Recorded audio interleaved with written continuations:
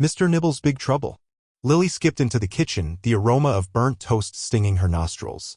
Mom was already out, probably wrestling Mrs. Abernathy's overgrown petunias back into submission. Lily grabbed the jar of sunflower seeds and headed for Mr. Nibble's cage. "Good morning, Mr. Nibbles," she chirped, but the little hamster didn't scramble to the bars as usual.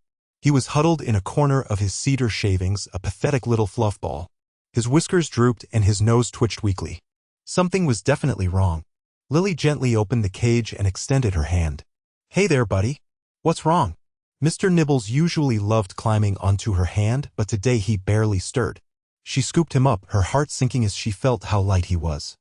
He trembled in her palm, his tiny claws pricking her skin. His fur, usually sleek and shiny, was dull and matted near his rear. "Oh, Mr. Nibbles," she whispered, cradling him close.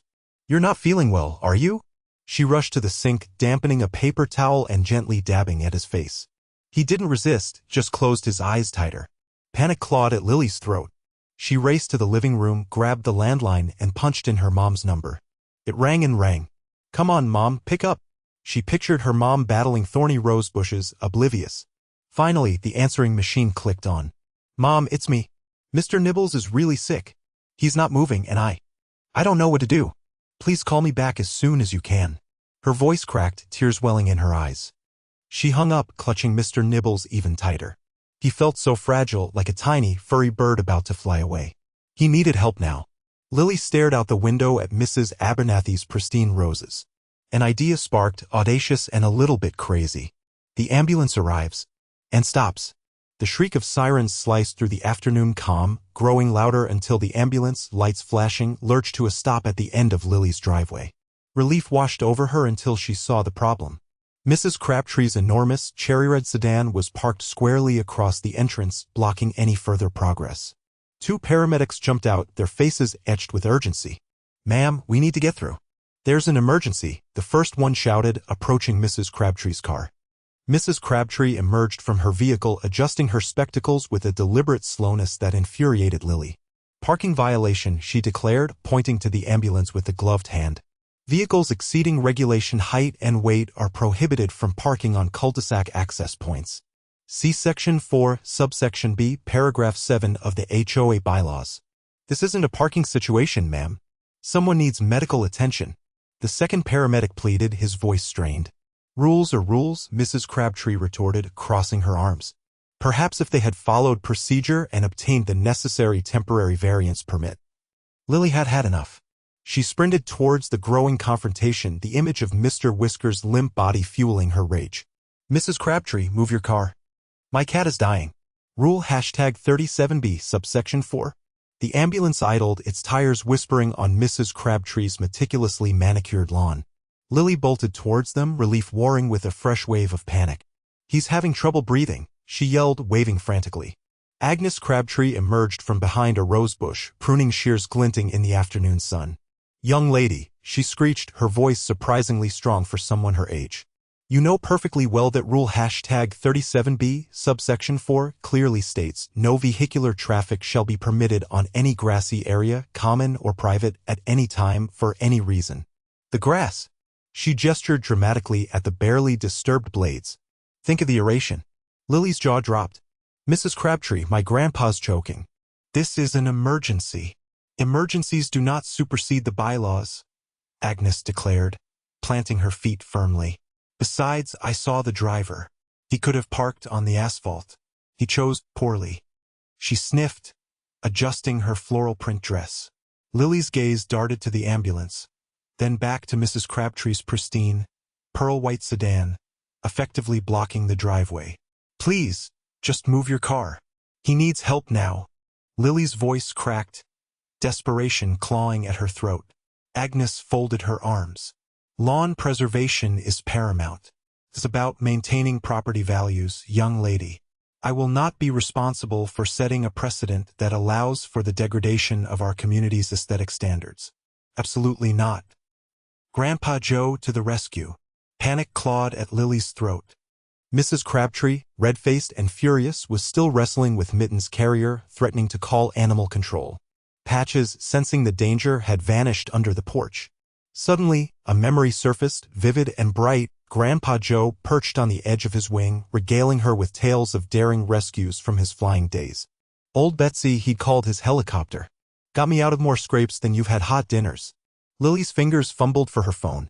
She scrolled through her contacts, heart hammering, until she found Grandpa Joe, Flyboy. He answered on the second ring. Lily Pad. What's got your whiskers twitching? Lily poured out the story, Mrs. Crabtree's shrill voice a background hum.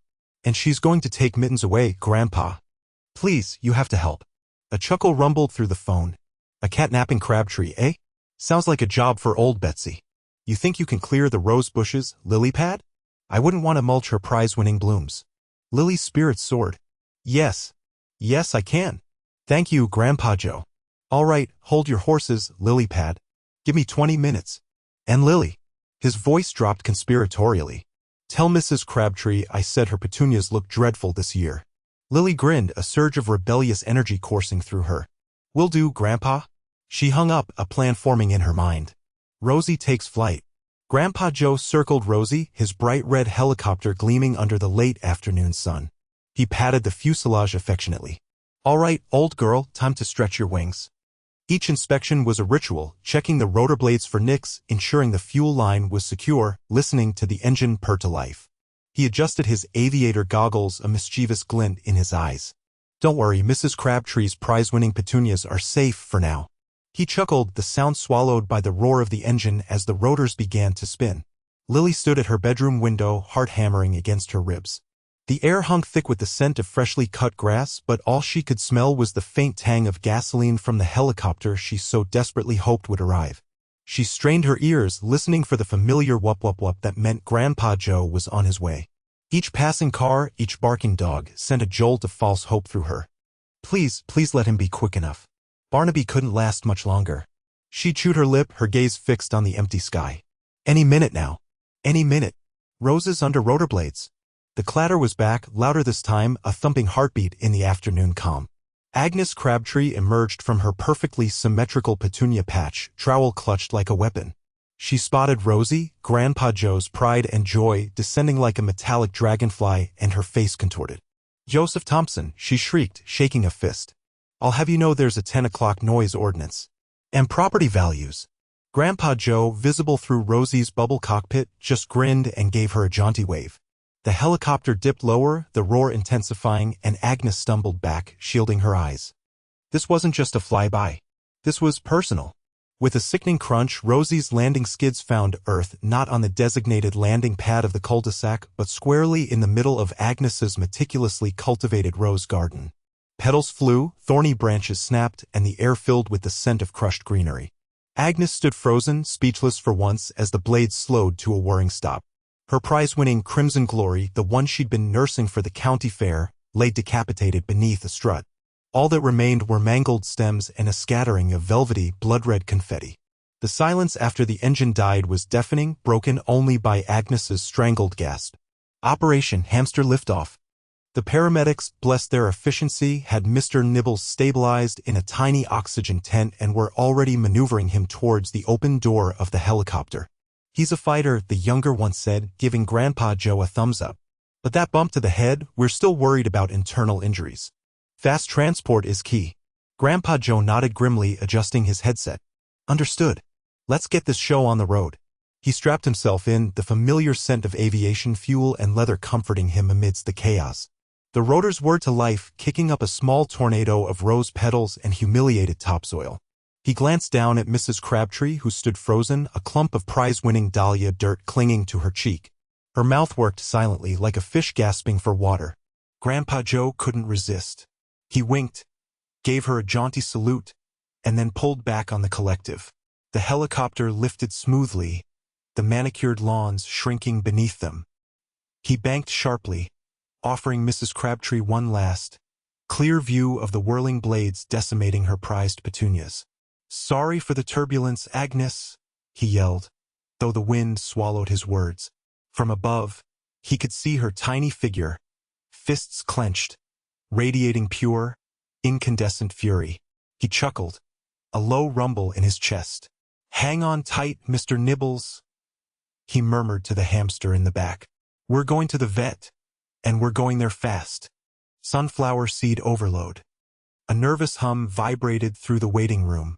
Lily's leg jiggled, the plastic seat beneath her protesting with each anxious twitch. He'll be shipshape, Lilybug, Grandpa Joe reassured, his eye twinkling. Likely just a minor tweak required. At last, a gentle voice sliced through the anticipatory air. A small-statured veterinarian, stethoscope looped around her neck, announced, "Mr. Nibbles?" Lily shot up. "That's him." Inside the examination room, Dr. Ramirez's touch was featherlight as she checked Mr. Nibbles. A slight frown etched itself onto her face as she probed the hamster's swollen abdomen. "He's quite bloated." She paused. "What's he typically fed?" "Mostly hamster pellets," Lily replied, then hesitated, casting a sidelong glance. Though, Grandpa Joe may have slipped him a few extras. Grandpa Joe offered a sheepish grin. Just a smattering of sunflower seeds seemed to bring the little guy such joy. A weary sigh escaped Dr. Ramirez. Sunflower seeds are acceptable in moderation, but it seems Mr. Nibbles indulged a little too much. His system is struggling with the fat content. It's a bit like downing 20 double bacon burgers at once. She prescribed a specialized diet and medication to soothe his digestion. Absolutely no sunflower seeds for the foreseeable future. Understood. The vet's gaze softened, but remained firm. Lily gave a solemn nod. Understood. She looked at Grandpa Joe, who offered a contrite smile. We'll ensure he sticks to his regular chow. A wave of relief washed over Lily, visibly easing the worry etched on her face. Mr. Nibbles would recover. Thorny revenge. Mr. Nibbles, surprisingly resilient for a creature of his diminutive stature, made a full recovery. Lily, with Grandpa Joe hovering nearby offering unsolicited medical advice like "a little gin never hurt nobody," nursed him back to health with dandelion greens and whispered assurances. The HOA predictably held an emergency meeting. Lily and Grandpa Joe listened from the porch, the drone of outraged voices punctuated by Mrs. Crabtree's shrill pronouncements. "A menace. A flying menace. I demand immediate action." Grandpa Joe chuckled, patting Lily's shoulder. "Sounds like they're having a right garden party, eh, kiddo?" The next morning dawned bright and deceptively peaceful. Lily and Grandpa Joe, armed with shovels and a mischievous glint in their eyes, crept into Mrs. Crabtree's garden. But these weren't just any roses. These were the thorniest, most viciously barbed specimens they could find at Farmer McGregor's nursery, the kind that drew blood just by looking at them. Lily dug carefully, placing each root with precision. Grandpa Joe, meanwhile, hummed a jaunty tune, occasionally pausing to snip off a particularly menacing thorn and examine it with mock seriousness. They worked in silence, a shared understanding passing between them. The air hung thick with the sweet scent of roses and the promise of thorny revenge. By the time the sun began to climb in the sky, a formidable barrier of crimson and green stood between Mrs. Crabtree's pristine lawn and the Thompsons' property line.